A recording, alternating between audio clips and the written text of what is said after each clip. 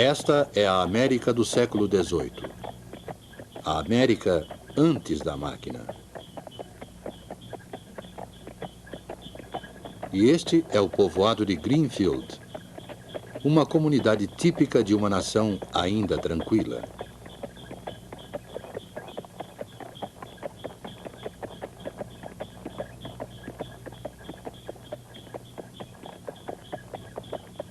Henry Ford construiu Greenfield Village, uma cidade-monumento para preservar de algum modo a sua própria história.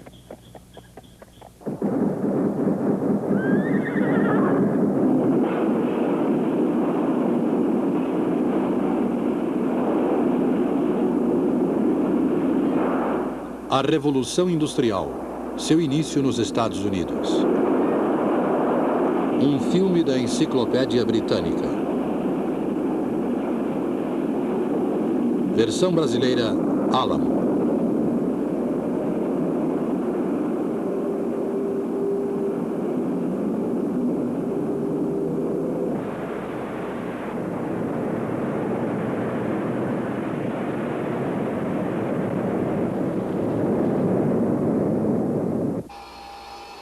Este é outro monumento construído por Henry Ford. Em termos de quilômetros, a fábrica da Ford, no Rio Rouge, fica a uma pequena distância de Greenfield Village. Porém, em termos de tempo, fica a séculos de distância.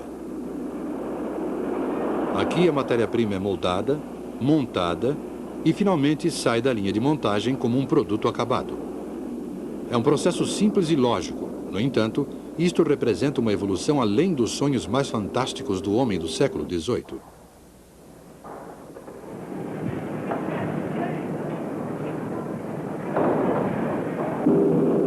Para compreender como a Revolução Industrial destruiu as Greenfield Villages da América, precisamos recuar quase 2 séculos.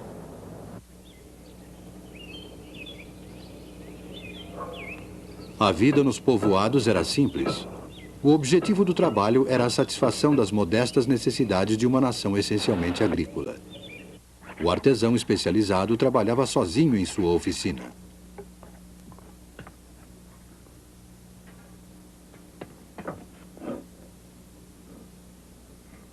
A maior parte do trabalho era ainda realizada nas casas. Aqueles que tinham recursos importavam roupas da Inglaterra. Aqueles que não podiam teciam seu próprio fio de algodão e faziam suas roupas. A fabricação industrial era quase desconhecida. Por que fabricar produtos? Era muito mais fácil trabalhar no campo, havendo terra disponível. Aqueles que trabalham no campo são escolhidos por Deus. Assim falava Thomas Jefferson em 1784. Jefferson não via nenhum motivo para a industrialização e os seus conterrâneos pensavam da mesma forma. Era mais fácil importar da Inglaterra, onde a era industrial já havia começado. A América parecia estar destinada a permanecer uma terra de fazendeiros e negociantes, atuando na importação e exportação por via marítima. Os navios da Nova Inglaterra transportavam para a Europa matéria-prima, algodão, linho, madeira, fumo e lã, e retornavam com produtos industrializados. A América dependia da Europa. Tal situação não oferecia obstáculos enquanto a Europa estivesse em paz. Mas no início do século XIX, a França e a Inglaterra entraram em guerra ameaçando a frota mercante americana.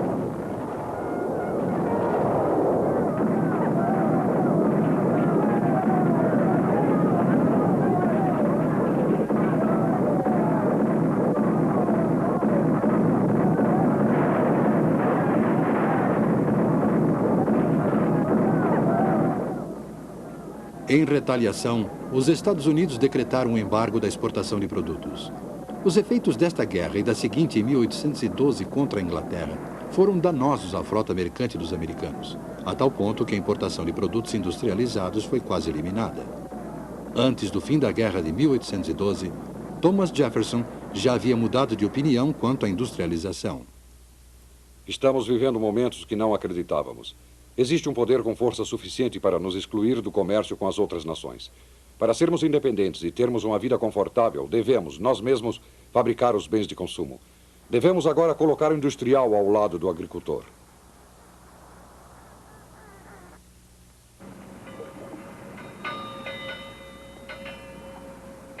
As condições mudaram.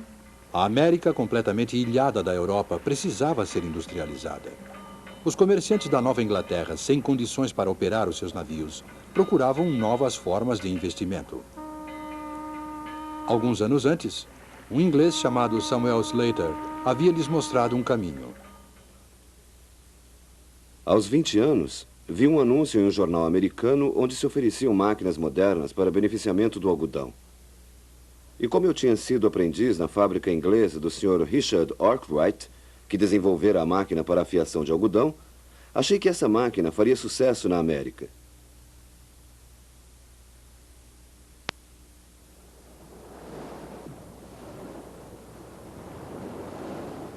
Disfarcei-me de camponês e embarquei num navio para Nova York.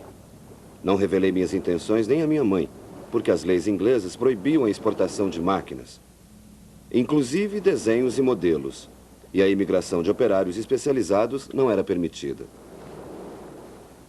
Desembarquei em Nova York e fui para Rhode Island, onde um rico comerciante se dispunha a fundar uma fábrica se eu conseguisse reproduzir uma máquina inglesa. Contando somente com a minha memória, construí a máquina para a fiação de algodão e escolhemos um lugar na margem do rio Pawtucket, que nos abasteceria com a força hidráulica necessária para movimentar as máquinas. Naquele local, em 1791, construímos uma fábrica cujas máquinas eram operadas por 9 crianças entre 7 e 12 anos de idade. Era um modesto começo, este da Revolução Industrial Americana. Uma pequena fábrica onde se produzia somente o fio de algodão, uma vez que o tecido ainda era fabricado em outro local. Um projeto de máquina contrabandeado da Inglaterra e montado em uma pequena fábrica no modelo inglês. Qual seria a contribuição americana para a Revolução Industrial? Talvez esta contribuição tenha começado com um grupo de homens em Massachusetts, em 1813.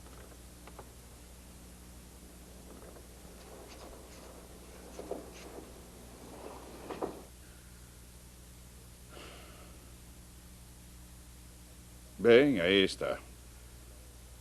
Companhia Manufatureira de Boston. Já é oficial. Esperemos que tenha êxito. É claro que alcançará êxito, Francis.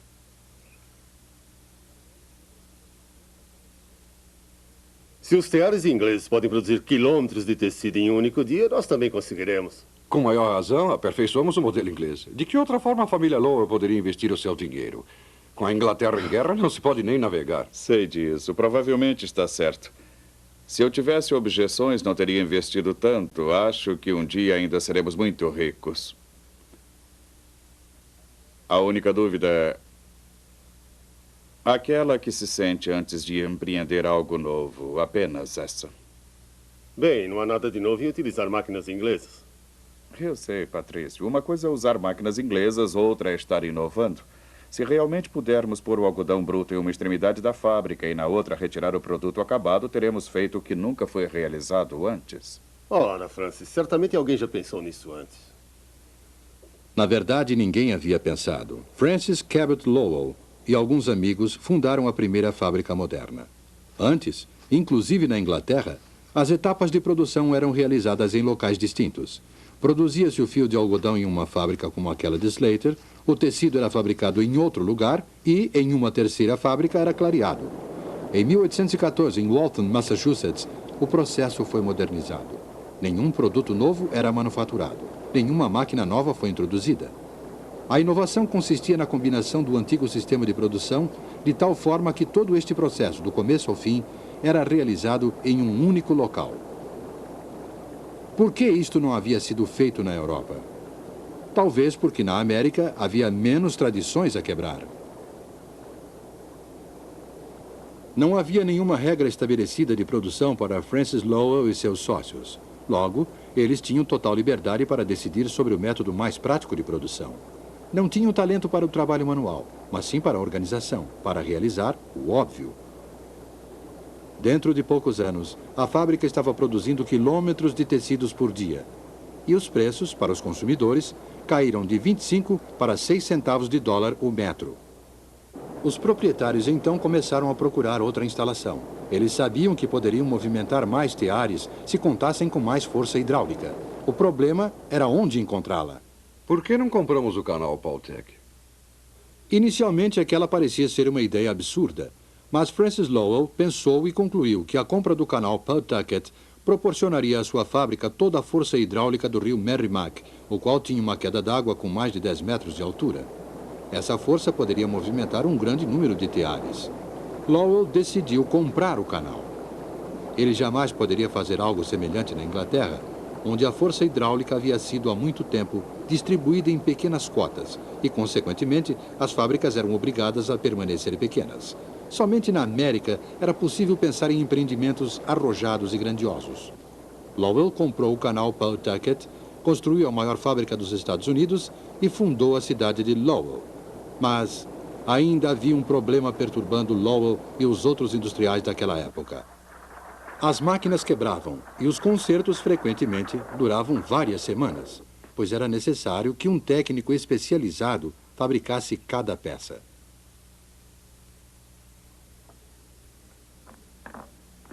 Uma arma, por exemplo, era ainda obra de artesão. Cada peça era cuidadosa e lentamente moldada à mão. Por isso, a proposta de Eli Whitney para o secretário do Tesouro parecia absurda em 1798. 10.000 mosquetes. Fabricarei 10.000 mosquetes em 28 meses. Isso se o governo concordar com os termos do contrato. Sr. Whitney, nem eu nem o presidente podemos imaginar como o senhor conseguirá produzir tantos mosquetes num prazo tão curto. Onde o senhor encontrará os armeiros? Não vou precisar de armeiros. O país precisa de armas. Se o senhor diz que as entregará, nós acreditamos. Talvez a ideia tenha ocorrido a Eli Whitney quando ele desenvolveu o seu descaroçador de algodão. De qualquer modo, a ideia foi dele e era surpreendentemente simples. As peças para as máquinas deveriam ser intercambiáveis. Em lugar de um artesão especializado moldar peça por peça, máquinas de precisão fabricariam milhares de peças de reposição, que seriam utilizadas de forma permutável. Este foi outro exemplo de desenvolvimento do óbvio. E naquela época, na América, onde havia falta de artesãos especializados, os seus serviços não seriam mais necessários. A máquina, e não o homem, seria especializada. Passados os 28 meses, o Sr. Whitney não entregou nenhum dos seus prometidos mosquetes. Ele se dirigiu ao presidente Adams, esperando que a demonstração do seu novo empreendimento salvasse a sua reputação. Sr. Whitney, o presidente o receberá agora.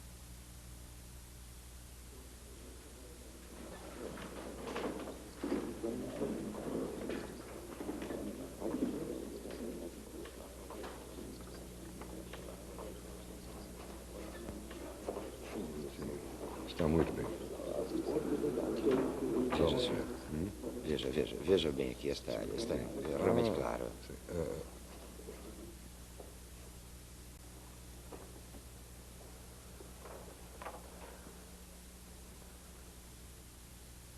Como vai, Sr. Whitney? Senhor presidente, senhor vice-presidente, senhores. Sr. Whitney, todos nós sabemos que o senhor não cumpriu as obrigações contratuais com respeito aos mosquetes. Reconheço, senhor. Reconheço e lamento não ter cumprido o contrato. Todavia, pediria somente que os senhores mesmos verificassem. Aqui temos uma peça acabada de mosquete, feita por um artesão de acordo com o que eu chamaria de modelo antigo. E aqui temos um estoque completo de peças de mosquetes, fabricadas pela máquina. As peças são totalmente idênticas. Agora, eu pediria ao senhor presidente que pegasse ao acaso uma peça de cada pilha, as montasse e mostrasse aos membros do gabinete que, sem nenhum treinamento especial, o senhor pode montar um mosquete com essas peças.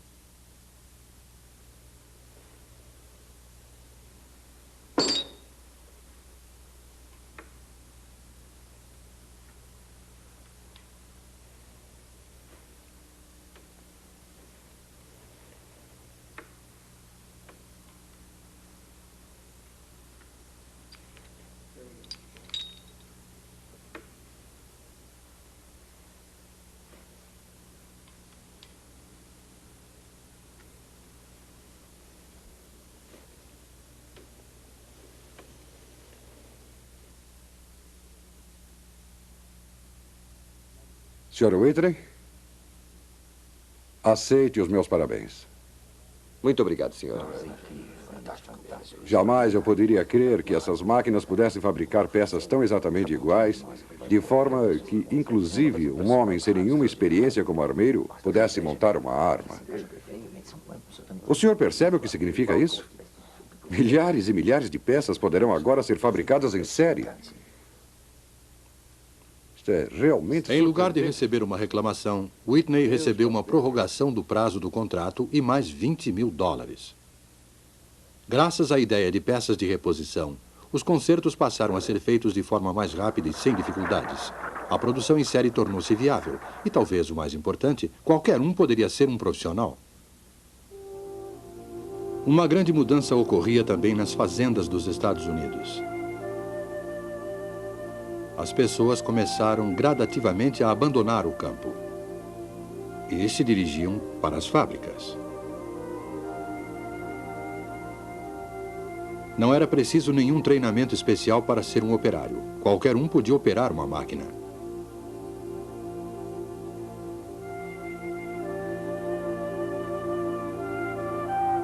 Onde havia concentração de máquinas, também havia concentração de pessoas.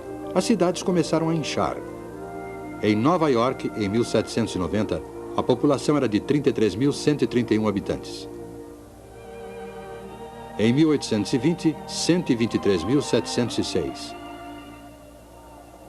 Em 1840, 312.852.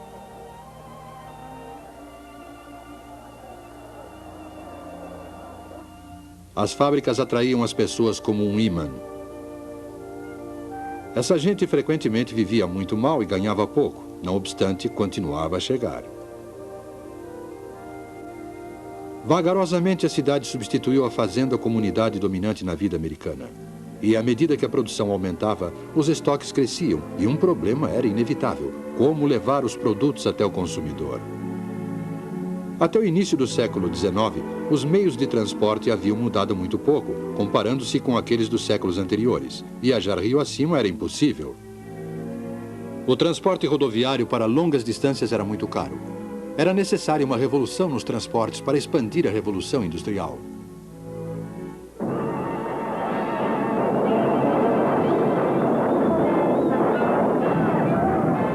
Em 1825, o canal Erie foi inaugurado com fogos de artifício, parada e um solene lançamento de água do canal no Oceano Atlântico.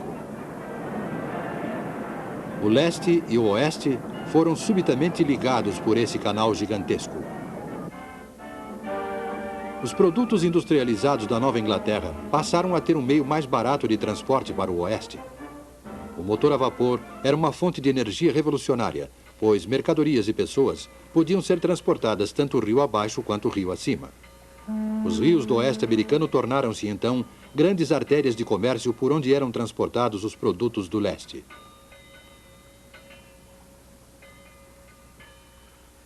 Mas o fato mais importante ainda estava por acontecer. Com a ferrovia, a vastidão territorial americana não era mais um obstáculo, e sim uma riqueza. Trilhos ferroviários podiam atravessar todo o território. Os industriais tinham diante deles o maior mercado da história.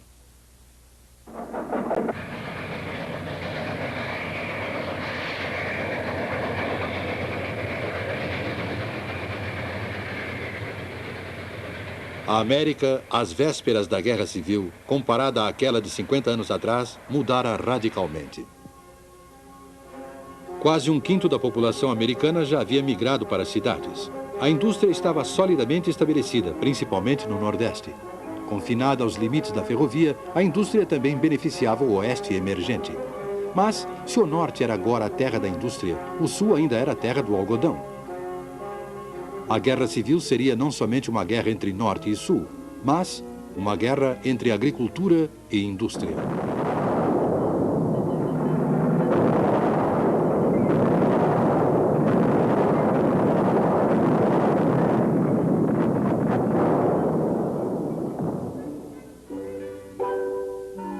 Em 1860, o cenário já estava montado. As máquinas, principalmente inglesas, já haviam sido introduzidas. Sob a liderança de Francis Lowell, foi iniciada a produção em uma mesma fábrica de produtos acabados.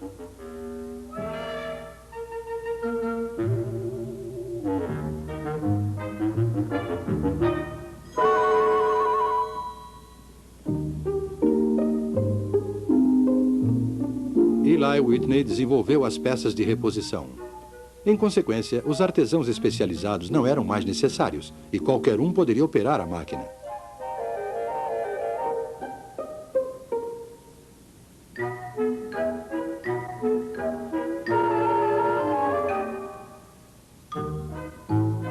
A força hidráulica foi substituída pelo vapor. E mais tarde, passou-se a utilizar o carvão para gerar o vapor. A mão de obra para operar as máquinas veio da zona rural e uma rede de ferrovias, canais e barcos a vapor transportavam as mercadorias através da imensidão do país. No período de 50 anos, o velho mundo chegara ao seu final. No espaço de 50 anos, foram lançadas as fundações do novo mundo.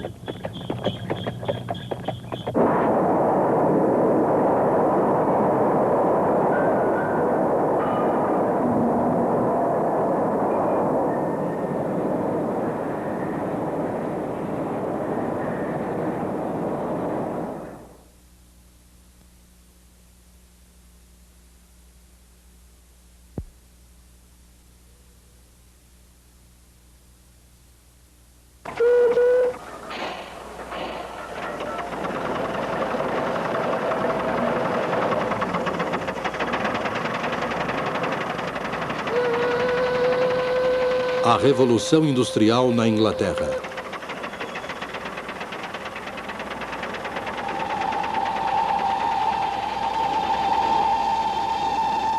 Um filme da Enciclopédia Britânica.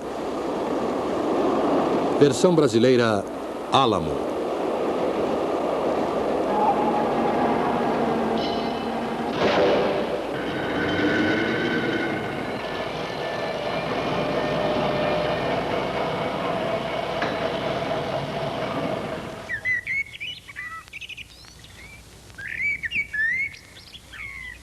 Voe com sua imaginação até a Inglaterra. Imagine a condição socioeconômica daquela nação há 200 anos. Era uma Inglaterra muito diferente da que conhecemos nos dias de hoje. Uma Inglaterra de aldeias tranquilas, de fazendas e pequenas propriedades rurais, de extensos pastos abertos e grandes florestas. Muitas regiões haviam evoluído pouco desde a Idade Média. A maior parte da população dedicava-se à lavoura ou exercia outras atividades rurais. O padrão de vida era baixo. As fazendas eram pequenas e as técnicas de cultivo eram rudimentares. O ciclo de culturas era quase desconhecido, assim como desconhecidas eram as técnicas de aumento de produção de alimentos. Havia pouca coisa para os carneiros comerem durante o inverno. Só o que Deus mandava para eles. A maioria morria. Agora vamos verificar as condições da manufatura, especificamente na área têxtil. Naquela época, a manufatura de lã era o grande alicerce da prosperidade inglesa. Em todas as casas, encontrava-se uma roda de fiar, e em todas as aldeias, um tear manual. Esse método de manufatura foi denominado sistema doméstico.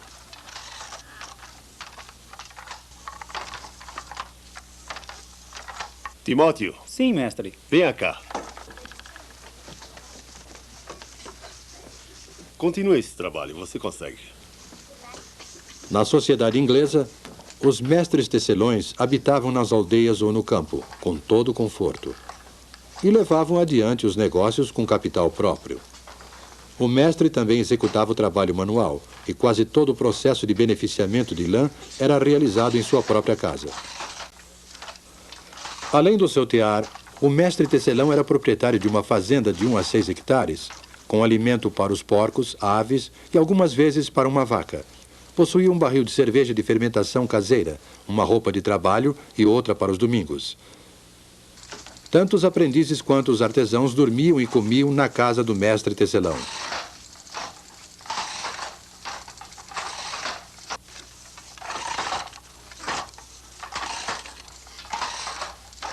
Mantenha o movimento firme, rapaz. Estou tentando, mestre, estou tentando. Claro, eu estou vendo seu esforço. Os mestres e os seus empregados eram geralmente ligados pela afeição, a ponto de não desejarem se separar.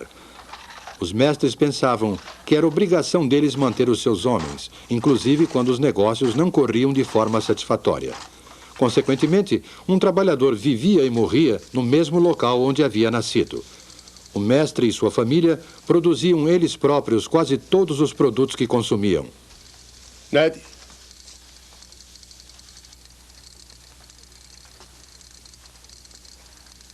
O que você acha? Ele parece um campeão, não é? Eu vou fazer um casaco bem bonito. Você é um menino de sorte. Agora pode ir. Ei, Ned! Valha-me Deus! Eles cultivavam na fazenda os cereais que os alimentavam, manufaturavam o tecido de lã com que se vestiam e satisfaziam as demais necessidades com o produto da venda do tecido por eles manufaturado.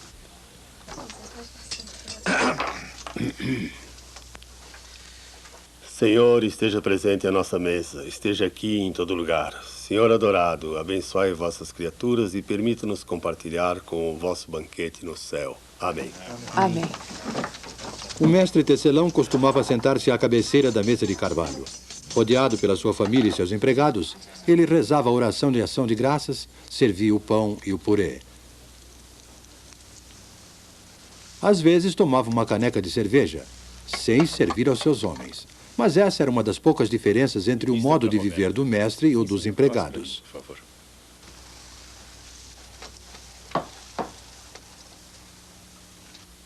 Há muito ainda para você aprender na arte da tecelagem. O pagamento é muito pouco para o aprendiz. Dinheiro não é uma coisa boa no bolso dos jovens. Na realidade, havia um aspecto muito desagradável no relacionamento entre o mestre tecelão e os trabalhadores. Existia, por exemplo, uma lei do governo proibindo aos trabalhadores de fazerem greve para reivindicar aumento salarial. Fizeram uma greve no inverno passado, mas a paralisação cessou por causa da repressão.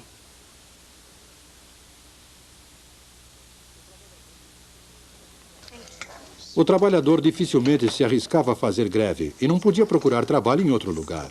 Recebia uma remuneração irrisória pelo seu serviço. Ele ocupava, na verdade, uma posição intermediária entre escravo e homem livre, ou mais precisamente, entre servo e cidadão. Tais eram as condições na indústria têxtil inglesa há 200 anos, apresentadas neste filme de forma concisa. Essas condições variavam conforme o lugar e a época. A Inglaterra não era absolutamente o paraíso terrestre, mas a vida seguia o seu curso tranquilo, geração após geração. E nos 100 anos seguintes, a nação se transformou e o estilo de vida do povo inglês sofreu uma transformação radical. Aldeias tornaram-se vilas, vilas tornaram-se cidades, e a manufatura foi transferida das tranquilas propriedades rurais para as fábricas.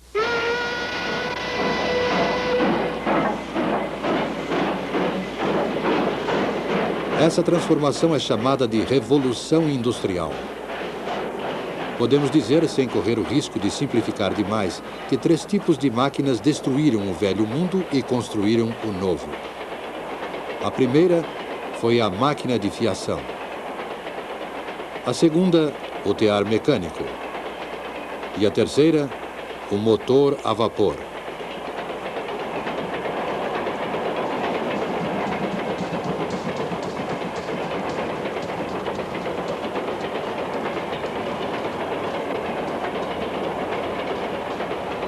A máquina de fiação, o tear mecânico e o motor a vapor.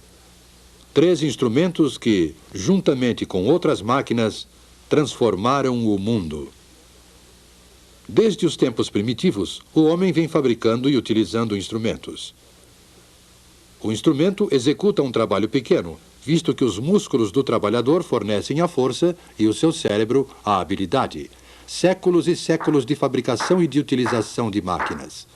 No ano de 1765, há mais de 200 anos...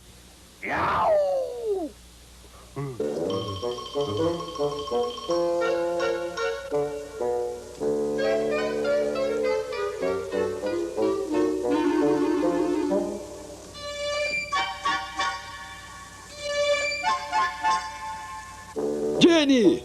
Jenny! Eu consegui! James Hargreaves aperfeiçoou a máquina de fiação manual, batizando-a com o nome de sua esposa, Jenny. É a Spinning Jenny, a máquina primitiva de fiar difusos múltiplos. Essa máquina iniciou a revolução na manufatura da lã.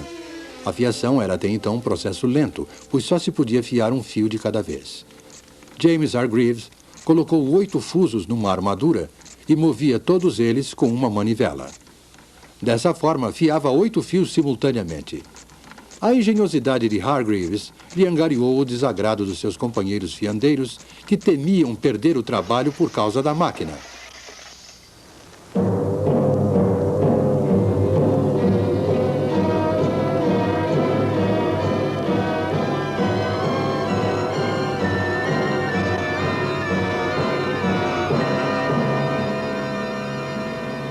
Mas Hargreaves não desistiu do seu empreendimento. E logo depois desenvolveu uma outra máquina que fiava 16 fios ao mesmo tempo. Uma criança podia, ao girar a manivela desta máquina, realizar o trabalho que antes era executado por mais de 100 homens. Ninguém conseguiria mudar o curso da história, pois uma descoberta iria inevitavelmente abrir caminho para outra. Em 1784, a população de Godby Marwood, uma pequena aldeia na região central do país, estava inquieta em virtude do que acontecia na casa do ministro da aldeia, o reverendo Edmund Cartwright.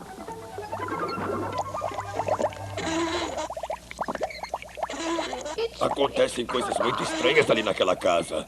Parecem coisas do diabo.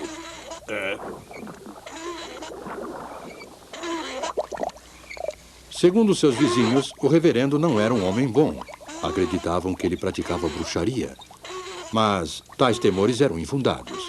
Cartwright havia simplesmente desenvolvido uma máquina, acelerando assim o processo de industrialização. A partir de então, a energia não era mais produzida pelos músculos dos trabalhadores, como ocorria com a máquina de fiação. A fonte da energia seria a água. A força da água corrente foi utilizada para movimentar uma máquina de tecer. Estava criado o tear mecânico. O trabalho manual na indústria têxtil foi abandonado, como foi também o velho sistema doméstico de manufatura. O tear mecânico, além de ter um preço elevado para o tecelão comum, era muito grande para ser colocado em casa. Mas, se pudesse comprar 12 teares e instalá-los num prédio... Foi dessa forma que o tear mecânico acelerou o crescimento da indústria e do sistema industrial. A partir dessa época, em lugar de trabalhar em sua própria casa, o tecelão passou a morar em um lugar e a trabalhar em outro. Embora isso seja comum hoje em dia, naquela época houve uma implacável oposição à tirania da sirene da fábrica.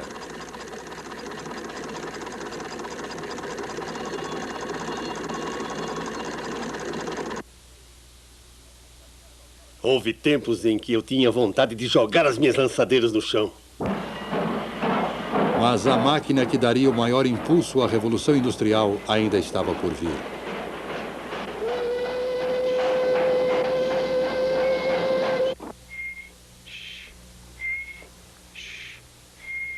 James Watt, quantas vezes já disse para não perder seu tempo? Você não servirá para nada, menino.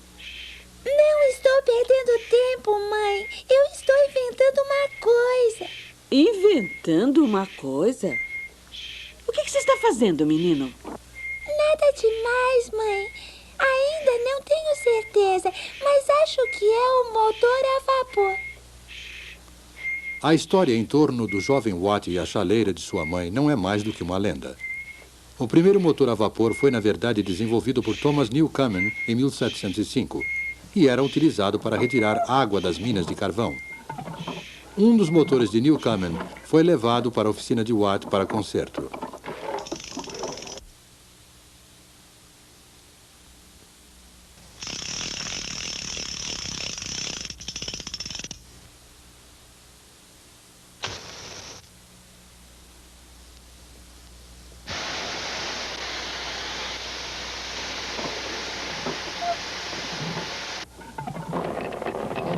James Watt empenhou-se nesse trabalho e, por volta de 1781, aperfeiçoou o motor, convertendo-o em grande fonte de força. Essa era uma força barata e podia ser utilizada para dar movimento a todos os tipos de máquina.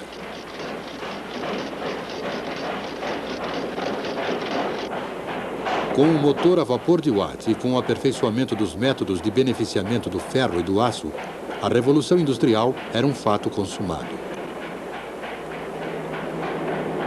A máquina de fiação e o tear manual foram abandonados. Surgiram as grandes cidades, não de um dia para o outro, mas no curto espaço de 100 anos. No lugar do mestre tecelão, semi-industrial e semi-fazendeiro, apareceu o capitalista, proprietário de muitos teares e empregador de centenas de trabalhadores. Com a Revolução Industrial, a Inglaterra transformou-se na fábrica do mundo no século XIX. Era um período que exigia criatividade e desembaraço. Juntos, empresários e engenheiros criaram uma era na qual a Grã-Bretanha ocupou a supremacia do comércio mundial.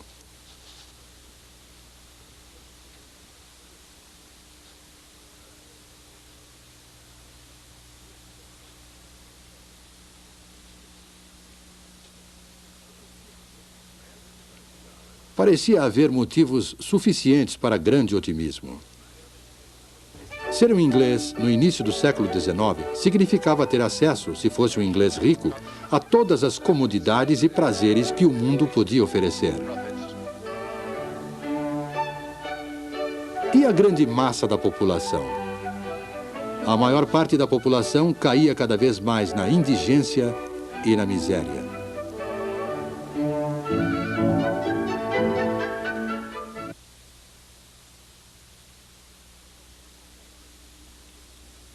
A qualquer hora do dia, podia-se ver as mulheres utilizando, para as necessidades domésticas, a água de uma vala imunda e fétida, cujas margens eram cobertas com uma mistura de lama e lixo.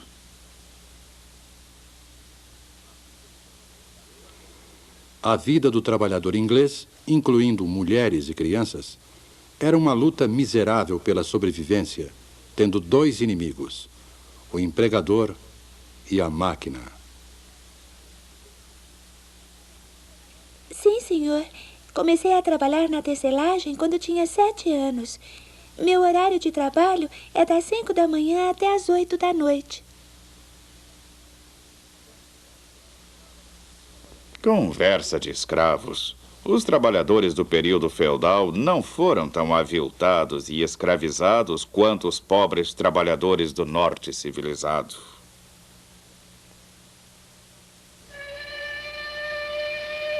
Os homens eram empregados nas minas de carvão para o serviço de escavação. Seus instrumentos de trabalho eram as picaretas e as pás. As mulheres e também as crianças eram encarregadas de arrastar a carga do carvão bruto de uma extremidade à outra através dos túneis subterrâneos.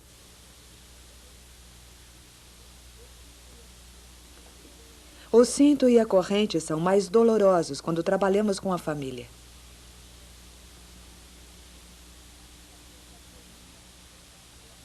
É comum as mulheres largarem a carga e caírem da escada.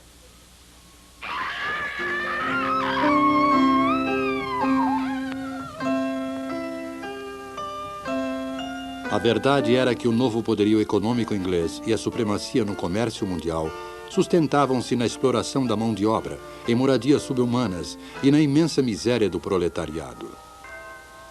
Era esta a civilização prometida pela máquina?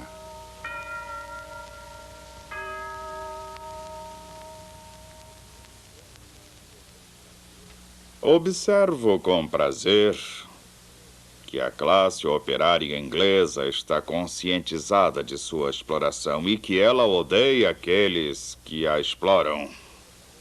Há uma diferença no comportamento dos trabalhadores. Alguns deles mal nos cumprimentam. Todos os projetos de reforma não poderão evitar os males terríveis que vejo se acumulando há muito tempo. Meus empregados pobres? Não os contratei de acordo com as normas do mercado? Não lhes pago, inclusive, até os centavos de seus salários? Segundo o Dr. Arnold, o problema social era dramático e a Inglaterra seria fatalmente tragada por uma revolução civil sangrenta.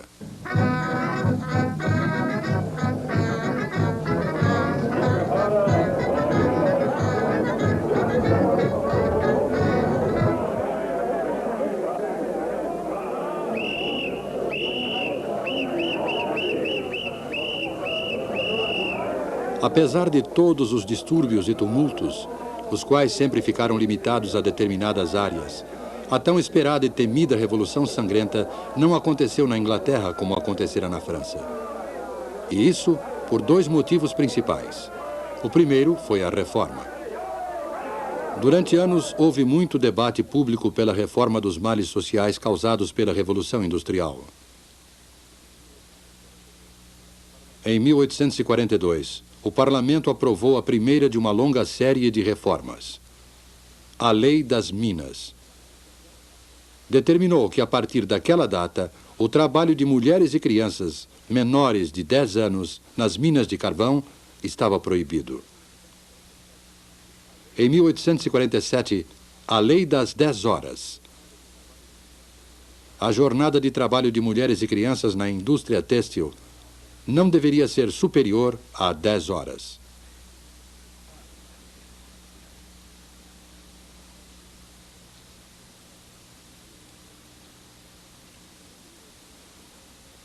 E em 1875, os sindicatos, que até aquela data tinham seus poderes de negociação limitados por lei, ganharam proteção legal. A partir de então, o operário tinha o amparo legal para se reunir com seus companheiros em defesa de melhores condições de trabalho, redução da jornada e aumento salarial. A produtividade foi o outro motivo.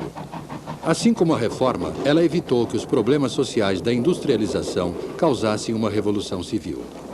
Na época do trabalho manual, antes do advento das máquinas, a produção de um sapato exigia aproximadamente 18 horas de trabalho, pois um único artesão executava todas as etapas de produção. O artesão sentia-se gratificado pelo seu talento. Mas, para sobreviver, era obrigado a trabalhar muito para compensar sua baixa produtividade, que era inevitavelmente baixa, dado que ele só podia executar uma única operação por vez. O acabamento podia ser excelente, mas o preço do sapato feito à mão era elevado e, consequentemente, poucas pessoas podiam pagá-lo.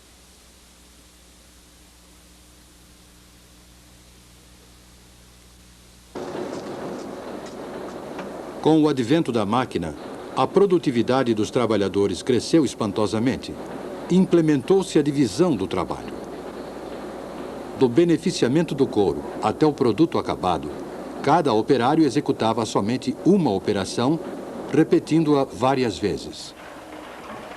Desde que o couro estivesse beneficiado, um sapato podia ser produzido em menos de 20 minutos, ao invés de 18 horas exigidas pelo método artesanal.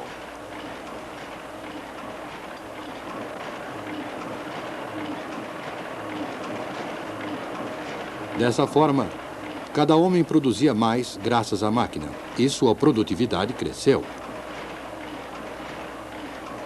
As horas de trabalho em toda a indústria foram diminuídas. O salário aumentou e os preços dos produtos baixaram. Assim, o operário podia comprar o seu próprio produto. Mais pessoas podiam se beneficiar da crescente riqueza do país. Essa foi a promessa da máquina e da Revolução Industrial. É verdade que essa promessa ainda não se cumpriu inteiramente. Mesmo assim, é uma promessa de benefícios materiais para todos.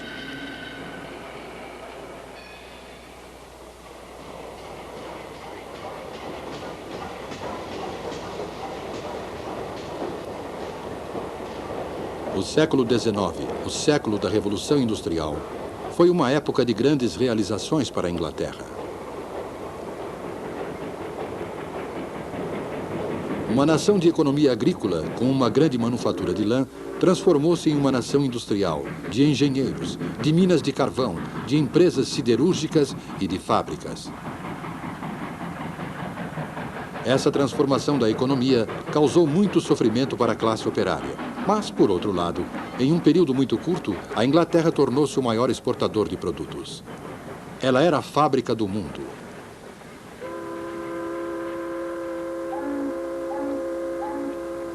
Além de exportar locomotivas, motores a vapor, têxteis e outros produtos acabados, talvez o que mais a Inglaterra exportou foi a industrialização. Dessa ilha separada da Europa pelo oceano, a Revolução Industrial se espalhou, levando para o mundo os grandes problemas, assim como os benefícios materiais da moderna civilização industrial.